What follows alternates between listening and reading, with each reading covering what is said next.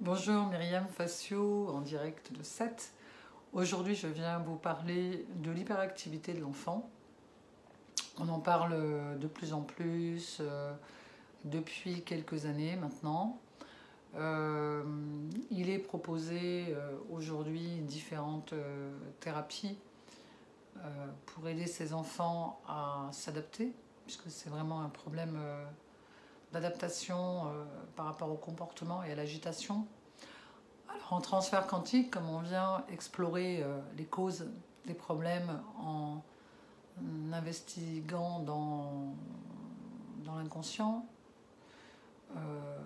on y a trouvé transgénérationnellement des insécurités, des absences liées à la mère. Alors, transgénérationnellement, ça veut dire quoi? Ça veut dire que votre enfant hyperactif est héritier d'une mémoire transmise, alors par l'ADN en général, ça peut être aussi par un des prénoms portés, qui est une banque d'informations également. Et en fait, votre enfant, de par le fait de ne pas se sentir exister aux yeux de la mère, alors en tout cas c'est ce qu'il porte, c'est le message qu'il porte, va s'agiter en permanence et se faire remarquer. Autant que faire se peut. C'est-à-dire que l'agitation est vraiment l'expression de la vie, d'être là.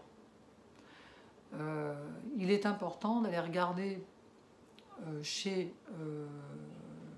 les parents, alors, ou chez vous, si c'est votre enfant, si vous avez eu une mère froide, une mère dépressive, une mère absente, une mère fonctionnelle. Alors, froide, ça ne veut pas dire méchante ou maltraitante, ça veut dire qu'il n'exprime pas d'émotion, ni par la parole, ni par les gestes. Alors souvent, l'adulte oppose en thérapie le fait qu'il sait que sa mère l'aime. La question n'est pas là. La question est que dans l'inconscient, quand vous étiez enfant, de quelle manière avez-vous perçu l'amour maternel ou l'absence d'amour maternel dans le contexte dans lequel vous avez évolué.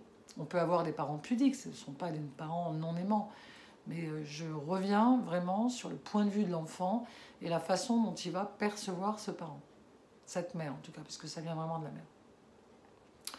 Je sais qu'on va me dire, oui, tout vient toujours de la mère.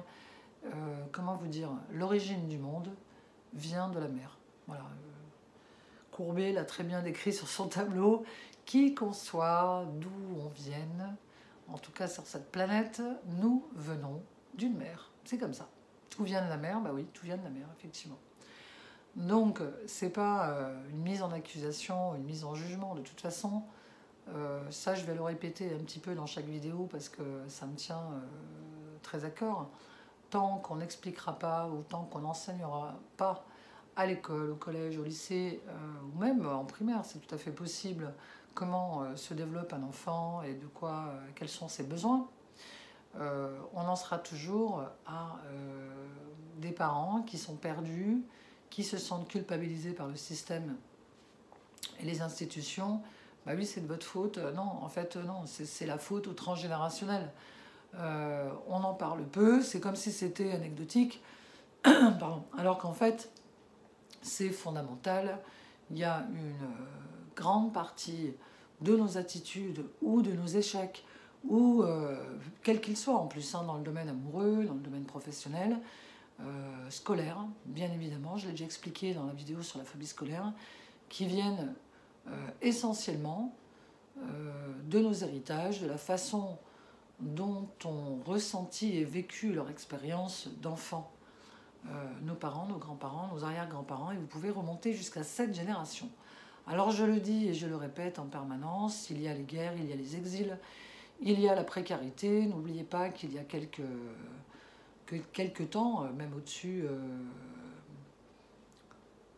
il y a 2 générations et au début de l'ancienne génération, il n'y a pas de minima sociaux. Il n'y a pas de CAF, il n'y a pas de sécurité sociale au-dessus de nos têtes. Ce sont des créations tardives qui arrivent dans notre société et nous portons dans nos gènes des insécurités, des manques d'amour, des manques de reconnaissance énormes qui sont dues à la façon dont vivaient nos ancêtres, enfin, tous nos ancêtres, parce que c'était en temps de guerre, c'était en temps de pénurie aussi. Alors l'après-guerre était un peu mieux puisqu'il y avait du travail pour tout le monde, et que c'est vrai que ceux qui sont nés dans les années 60 ont eu plutôt une belle vie, puisque jusqu'à aujourd'hui il n'y a pas eu de nouvelles guerres et que il n'y a pas eu de pénurie. Ce sont les belles années, hein. Alors ce que les jeunes appellent les boomers, ce sont nous, j'en fais partie. Alors même si on est accusé d'avoir surconsommé et de ne pas avoir respecté l'écologie, moi je dirais que c'était pas un sujet politique, donc la société n'était pas forcément consciente de tout cela, et qu'on était plutôt dans une époque où on vivait bien et heureux. Voilà.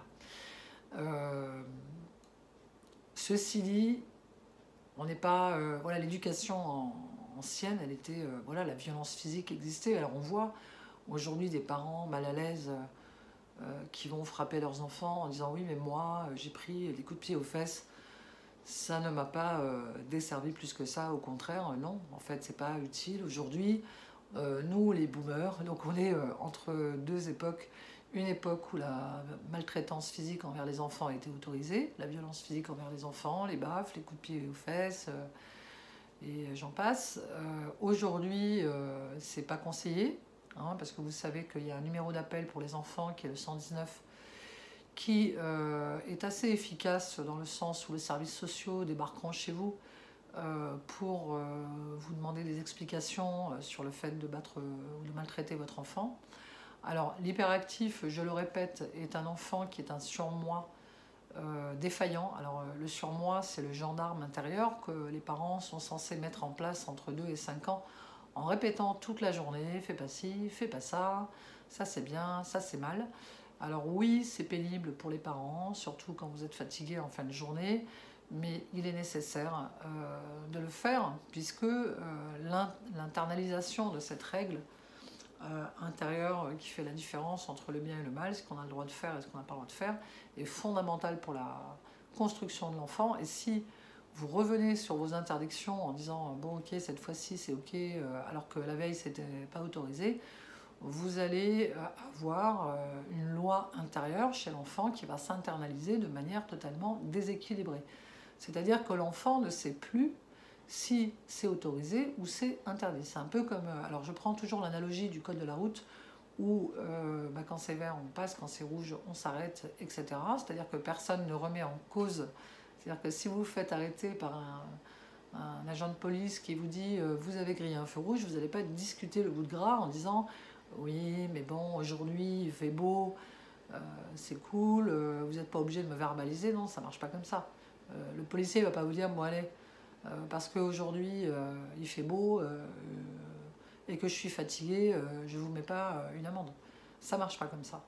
Et je répète, parce que ça je l'ai déjà dit dans la vidéo sur l'éducation des enfants, qu'il ne faut absolument pas faire croire aux enfants que la loi n'existe pas et que la loi est fluctuante. Non, la loi elle n'est pas fluctuante. En tout cas au niveau du code de la route, ça fait un peu quelques bouts de temps, à part la vitesse sur les routes qui est modifiée par les chefs d'État. Le reste, ça reste immuable. Le stop, on s'arrête. Le céder le passage, on cède le passage. Et je répète, le vert, on passe. Le rouge, on s'arrête. Donc pour les enfants, c'est exactement la même chose. Et si vous êtes en monoparentalité, qu'effectivement vous êtes toute seule en tant que maman à faire papa-maman, je sais que c'est compliqué, je sais que c'est difficile, et plus les enfants sont sensibles, et plus ils sont difficiles à contenir, et plus ils réclament des limites et de la contenance, non pas de la liberté. Donc il faut tenir son cadre entre 2 et 5 ans pour que les enfants soient le moins hyperactifs possible, puisque ça fait partie des raisons pour lesquelles l'enfant va souffrir d'hyperactivité. L'absence de cadre est une absence de sécurité maternelle. On cadre son enfant non pas pour l'embêter, mais pour lui expliquer à quel point on tient à lui et qu'il est important à nos yeux qu'il ne lui arrive rien. Voilà. Pour le code de la route, c'est exactement pareil, c'est-à-dire que les règles routières sont là pour nous éviter des accidents et non pas pour nous embêter. Plus on respecte la route, et moi je fais partie des gens qui sont contentes que ce soit strict et sévère parce qu'il en va de la vie des gens. Alors c'est vrai que le cadre de l'enfant n'engage pas la vie d'autrui, normalement, hein, mais il est vrai que plus un enfant sera en sécurité, plus son cadre sera rigide et surtout non fluctuant, et moins il sera agité. Puisque la loi, elle doit être crédible. Alors quand les parents, quelquefois, me font de gros yeux pour me dire oui, mais j'ai pas envie que mon enfant ait peur de moi, il ne s'agit pas de la peur, de la terreur, il s'agit de la crainte de ne plus être aimé. C'est pas avoir peur de ses parents, c'est avoir peur que les parents soient déçus, avoir peur que les parents ne nous aiment plus. C'est le principe fondamental de ce qui va faire qu'un enfant va obéir à ses parents et va faire ce qui est bien travailler à l'école, se conduire bien. Il n'y a qu'un but, c'est de faire plaisir à la personne qu'on aime le plus au monde, c'est-à-dire à sa mère, voire par extension à son père.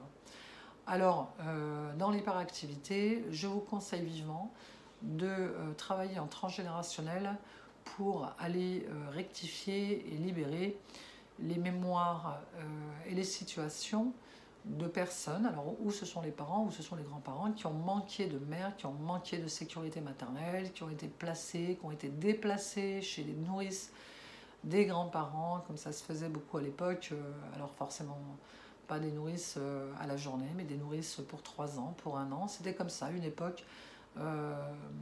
Les mères se séparaient de leurs enfants pour se reposer et s'occuper du nouvel enfant qui arrivait. Donc on ne mesure absolument pas les drames que cela provoque chez le bébé, qui va développer bien souvent des dépressions ou des états maniaco-dépressifs à partir de la quarantaine, des profondes dépressions, la quarantaine étant 40 ans étant une date anniversaire de la naissance. Donc si vous avez été séparé de votre mère à la naissance, pour des raisons qu'elles soient hospitalières ou nourricières, vous pouvez faire partie de ces gens qui ont des gros downs, qui plongent un peu dans des grands spleens qui durent, totalement inexpliqués par rapport au contexte de vie. C'est intéressant de rechercher dans la lignée s'il y a eu des séparations nourrisson-enfant ou des drames de perte d'enfants, par exemple, parce que les dépressions maternelles s'héritent. C'est-à-dire que si la grand-mère a perdu un enfant, son enfant va porter et prendre à charge cette dépression qui peut être retransmise à l'infini. Donc je vous conseille vivement d'investiguer un peu vos lignées. Alors souvent on me dit mes parents ne sont pas très bavards, mes grands-parents non plus, mais en fait il y a de bonnes surprises quand on les interroge, quand on les questionne un peu sur leur enfance, sur comment ça s'est passé, sans jugement, dans la bienveillance. On peut obtenir beaucoup d'informations qui peuvent expliquer pourquoi vos enfants sont agités. Il en va de même pour les conflits de fratrie, mais j'en parlerai sur une autre vidéo qui explique le harcèlement scolaire. Alors, si vous avez des enfants hyperactifs, je vous conseille vivement d'investiguer votre lignée pour savoir où vous, ou vos parents, ou vos grands-parents, s'il est question de séparation à la mère, de mère indisponible, de mère très absente, de mère froide, de mère non démonstrative, parce que souvent on me dit ma mère est très protectrice. Alors je ne sais pas ce que ça veut dire, très protectrice, parce que ça change de définition d'une personne à l'autre, et il faut absolument être clair sur les mots employés et leur définition. Je vous laisse avec cette pensée. Je vous souhaite une bonne journée. Je vous dis à bientôt.